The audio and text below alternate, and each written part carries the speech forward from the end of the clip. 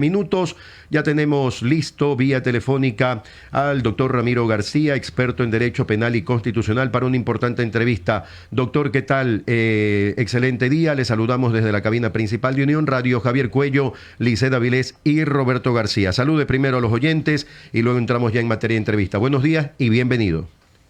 Buenos días, muchas gracias por la invitación. Un saludo para todos los oyentes de mi querida Guayaquil.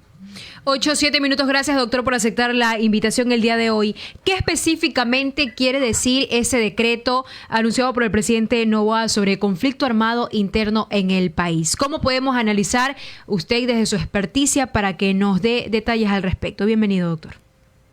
Bueno, básicamente este es un decreto que declara una guerra interna y establece cuáles son los beligerantes, cuáles son los combatientes internos hacia los que se dirigirá las acciones de la fuerza estatal. En este caso, 22 organizaciones definidas como terroristas y criminales a la vez. ¿Hay alguna diferencia entre grupos terroristas y los grupos actores no estatales beligerantes? ¿Qué quiere decir beligerantes, doctor? Porque he escuchado algunas opiniones de expertos y han mencionado que tienen alguna prioridad de por medio. ¿O a qué específicamente nos referimos, doctor? Cuando hablamos de grupo beligerante, estamos hablando de un grupo que ha entrado en un estado de guerra contra el Estado, contra la institucionalidad. Y es por eso que se denomina conflicto armado interno. Y claro, se define cuáles son los beligerantes, es decir, cuáles son los grupos contra los cuales se va a dirigir las acciones de las agencias de seguridad del Estado. Básicamente Fuerzas Armadas y Policía, sobre todo Fuerzas Armadas. ¿Qué implica esto? Esto implica que las Fuerzas Armadas podrán actuar y podrán utilizar armamento letal inclusive en contra de las personas que pertenezcan a estos grupos denominados como beligerantes o grupos de combatientes. Eso en lo formal. Ahora, ya si nos ponemos a analizar a quiénes estamos calificando como terroristas, básicamente estamos calificando a adolescentes pandilleros, ¿no? Entonces, habría que plantearse y debatir si era necesario declarar una guerra interna o se podría haber combatido la delincuencia con medios, digamos, menos violentos. En todo caso, el gobierno pues ha optado por declarar una guerra interna, conflicto armado interno, y claro, lo que en este momento el protagonismo principal pues lo tendrán las Fuerzas Armadas que están obviamente tratando a los miembros de estos grupos como enemigo en combate. Ahora, la ciudadanía tiene la percepción de que los militares pueden matar a los delincuentes durante su captura, o bueno, mejor dicho, es que lo que la ciudadanía dice, ya no tienen derecho, mátennos. ¿Lo pueden hacer los militares? Porque eso es lo que la ciudadanía piensa, doctor, o tiene esa percepción de que una vez que se decreta el conflicto armado y se dio detalles de la Bandi, que son como un objetivo militar, lo dijo el jefe del Comando Conjunto de las Fuerzas Armadas, se generó esa percepción en los ecuatorianos. Si hiciéramos una consulta a la ciudadanía, si está de acuerdo con la pena de muerte, le apuesto que gana con mayoría. Es decir, la gente quiere, obviamente hay un problema de inseguridad, hay un problema de violencia, que en mucho se debe a la falta de presencia estatal en varios lugares del país. Y eso ha hecho que la gente reclame cadáveres y lo que quiere es ver un río de sangre en las calles. Claro, podría darse esto, pero no sería lo adecuado, no sería lo constitucional y no iría de la mano del respeto al derecho. Por supuesto, todos queremos que los grupos criminales desaparezcan, pero la idea de que los grupos criminales desaparezcan no es matarlos a todos. O sea, ya hemos visto, mire usted, por ejemplo, los que entraron a TC Televisión. Estamos hablando de un grupo de adolescentes marginales que han sido reclutados por la criminalidad organizada desde la marginalidad y desde la miseria. Y claro, ahora lo que estamos pidiendo es, bueno, mátenlos. Esto no tiene mucho sentido. Yo creo que ya es hora de racionalizar el debate. Nadie dice que no se los toque, nadie dice que no haya represión. Lo que sí se pide es que se racionalice, que exista proporcionalidad, que esto no se convierta en un baño de sangre de adolescentes pobres que son el grueso de los grupos de criminalidad organizada. Ahora, doctor, en la detención de estos terroristas, como le denominó el presidente Noboa en el caso TC Televisión, muchas personas han criticado y piensan que es el juez que porque le dio la gana y dictó internamiento preventivo para los 2 adolescentes dentro de este grupo de 13 personas detenidas. Pero así lo establece la ley, doctor. También muchas personas decían por qué los menores de edad no son culpados como un adulto. Para esto habría que reformar alguna ley, doctor, para explicarle a la ciudadanía el porqué de esto. Reformar, no solamente, habría que reformar la Constitución, habría que reformar la ley, habría que reformar el Código Penal. Básicamente, la razón por la que los adolescentes no pueden ser juzgados como adultos es porque, dada su inmadurez psicológica, no pueden tener y ser responsabilizados de la misma forma que los adultos. Esa es la razón fundamental. Entonces, claro, dentro de todo este populismo penal, porque ahorita, claro, lo políticamente correcto, es decir, maten, repriman, que salgan las Fuerzas Armadas, si es posible que no los lleven a las cárceles, que los metan en ataúdes. Sí, eso es lo que la gente, eso es lo que el populismo penal quiere escuchar, y eso es lo que el grueso del populacho quiere escuchar. Pero obviamente desde el derecho y desde lo jurídico es nuestro deber poner un puntito de orden ahí, ¿no? Y racionalizar el debate. Es decir, esto no se trata de matar ecuatorianos, porque, ojo, estamos hablando primero de matar ecuatorianos. O sea, no estamos en guerra contra otro país. Segundo, matar ecuatorianos adolescentes, porque, ojo, insisto, el hecho de que hayan pasado de los 18 años no significa que hayan dejado de ser adolescentes.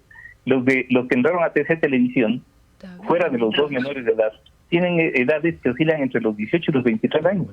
Unos chicos, pero además chicos que han sido víctimas del sistema, que el sistema no les ha dado las oportunidades necesarias, que no han podido insertarse en el sector universitario, en el sector laboral, y que finalmente han sido cooptados por los grupos de criminalidad organizada.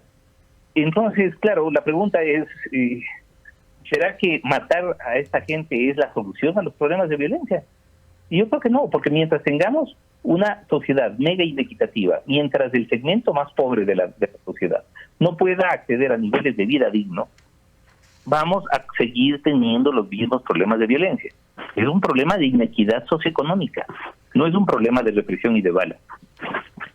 Doctor, más allá de la inequidad y de que es la realidad, muchos niños, jóvenes no han podido acceder a la educación como tal, pero también hay niños que nacen ya dentro de un círculo familiar de violencia y que están dedicados a distintos actos delictivos. ¿Cómo poder entonces rescatar a estos niños que son blanco de ser parte de estas bandas criminales y que incluso desde muy pequeños ya los van perfeccionando para que ellos, conforme avance su tiempo de edad, puedan ya cometer actos delictivos y ya no solamente actos delictivos, sino también matar sin piedad? ¿Qué debe hacer ahí entonces el Estado como tal? Porque la ciudadanía sigue manteniendo lo que usted decía, no caer en el populismo y mencionar de que deben ser culpados como adultos, que es lo que la ciudadanía maneja esa tendencia actualmente en las redes sociales. No solamente que el grueso del discurso, de este discurso fascista, no solamente piden que a los menores les traten como adultos, sino que si es posible los maten.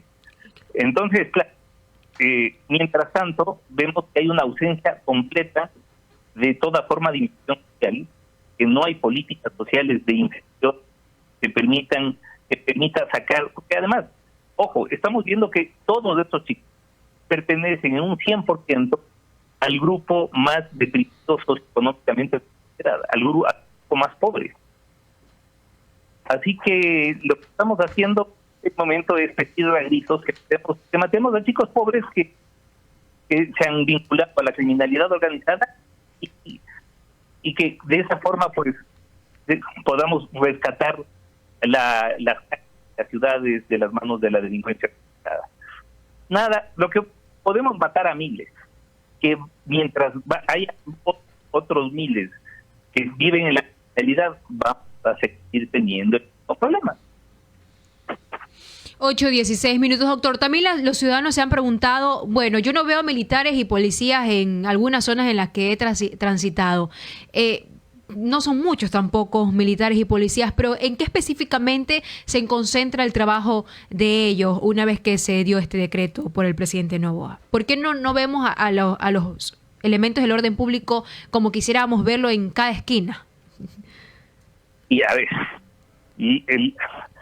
al haberse declarado a los miembros del grupo, obviamente debe concentrar las Fuerzas Armadas y la policía su presencia en las zonas de las ubicaciones donde operan y donde están esos grupos. Así que vemos por redes sociales una serie de operativos que han Fuerzas Armadas y policía para capturar a algunos, hay algunos muertos también, pero no es que hay una militarización de la sociedad como podrían pensar algunos, ¿no? Doctor, ayer el jefe del Comando Conjunto de las Fuerzas Armadas mencionó que van 329 detenidos para los más de... La verdad que no sé la cifra exacta, pero ayer leía que hay 20.000 choneros, 8.000 lobos para 329 detenidos. Eso también hacía eco la ciudadanía. ¿Qué pasa si, por ejemplo, realmente se dieran los operativos en zonas conflictivas? Porque de hecho la página 131 Recompensas ha pedido que las personas que conocen de sectores conflictivos llamen y den el paradero de estos sujetos, pero obviamente yo pienso que la ciudadanía no lo va a hacer. Pero si se detienen a más personas, también se ha hablado de que la capacidad en las cárceles ya no da para más. Es importante que sí se haga la construcción de estas 2 cárceles, como lo mencionó el presidente Noboa. Bueno, deberían construir varias cárceles, porque, a ver, uno de los errores que se cometió en la década del correísmo en materia de rehabilitación social fue la construcción de megacárceles, cuando desde hace rato la criminología recomienda unidades carcelarias más pequeñas que puedan ser controlables por el Estado. Una unidad demasiado grande y sale de control. Sin embargo, ¿qué es lo que hicieron? Se mandaron la Tacunga, que tiene, creo, una capacidad como para 5 o 6 mil personas. Ampliaron la penitenciaría del Litoral, que tiene una capacidad para más de 9.000 personas. Entonces, son unidades que hoy por hoy están en control de los grupos criminales. El Estado no controla esas cárceles.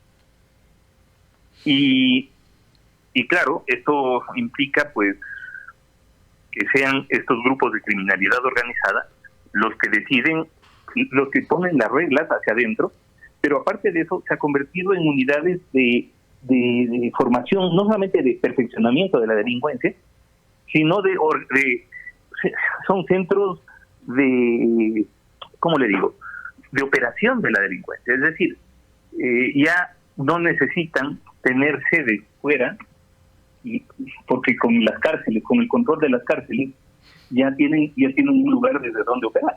Entonces resulta pues que atentados, sicariatos, incluso actividades del narcotráfico, se decretan y se deciden desde las cárceles. Así que mientras no se recupere el control de los centros de rehabilitación, no vamos a tener más seguridad ciudadana en nuestra sociedad. Doctor, es que justamente en esta última parte que usted menciona, la ciudadanía lo ve así.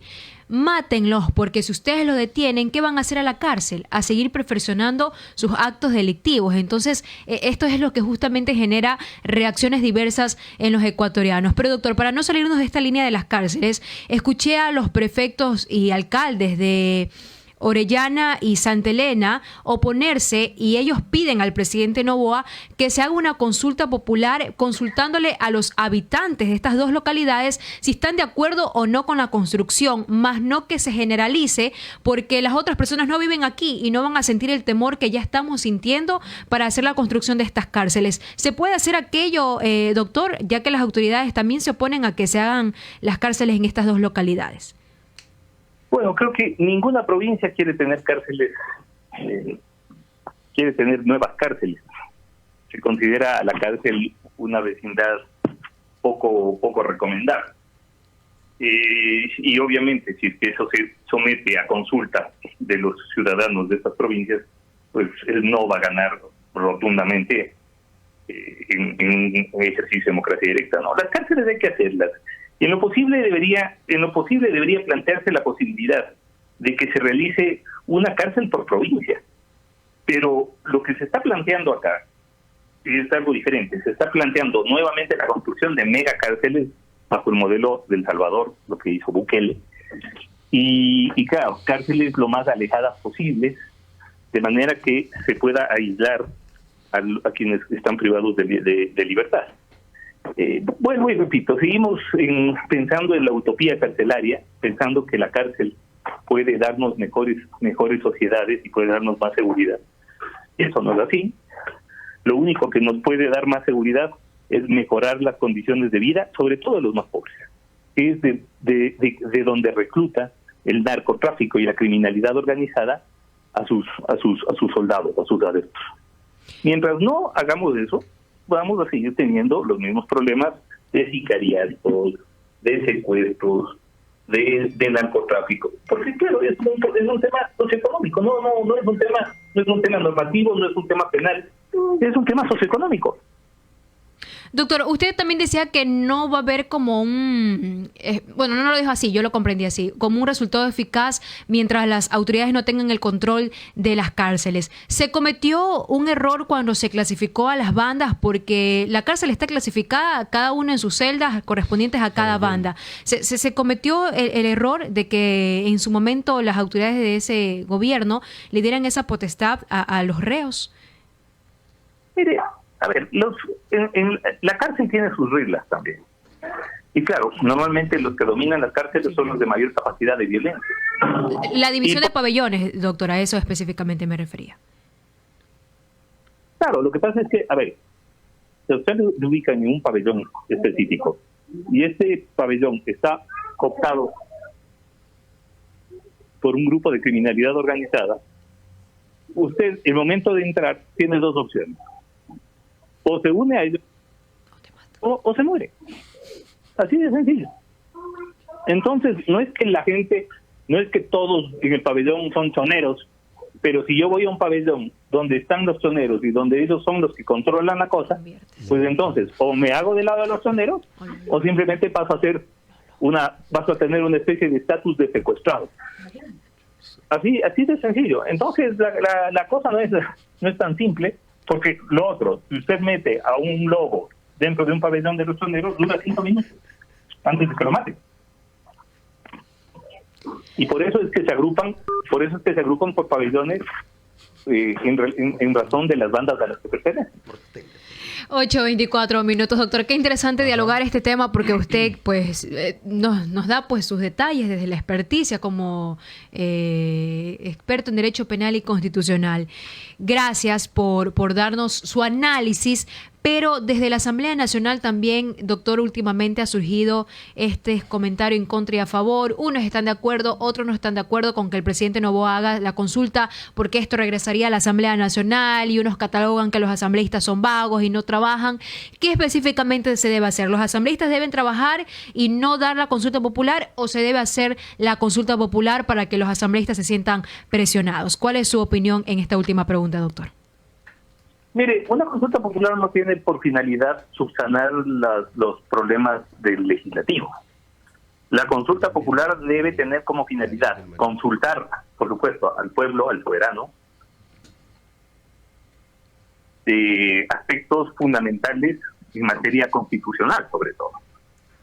Sin embargo, pues últimamente se ha usado a la consulta popular como una suerte de referéndum aprobatorio de un gobierno y se ha tratado de utilizar como una medición de popularidad del gobierno de cada gobierno que lo propone. Recordemos que en el correísmo se hicieron varias consultas populares, se consultaron temas tan baladíes como el tema de los casinos o el tema de los toros. Y claro, era una forma de pasar permanentemente en campaña como gobierno. Hoy por hoy, creo yo que la consulta popular, como está planteada, como se la ha planteado de inicio, me parece inadecuada. La las primeras 11 preguntas son preguntas totalmente insultas. Se ha querido mejorar el tema planteando nuevas preguntas. Bueno, vamos a ver. Ahora, porque además no se sabe si ya lo presentaron o no lo presentaron, porque hicieron un sainete y... Claro, la Corte ha dicho que no, doctor. Sí, impresentable, pues, ¿no? Esto de que van a presentar, se hacen una especie de rueda de prensa desde los bajos de la Corte Constitucional, y el día siguiente la Corte Constitucional dice, bueno, por si acaso les vamos avisando que acá no han presentado nada. Y uno dice, bueno, a ver, ¿en qué manos estamos, no? Muy bien, Veremos. perfecto. Esperemos que las cosas cambien en bien de los ecuatorianos. Gracias, doctor Ramiro García, por su aporte, experticias y conocimientos compartidos.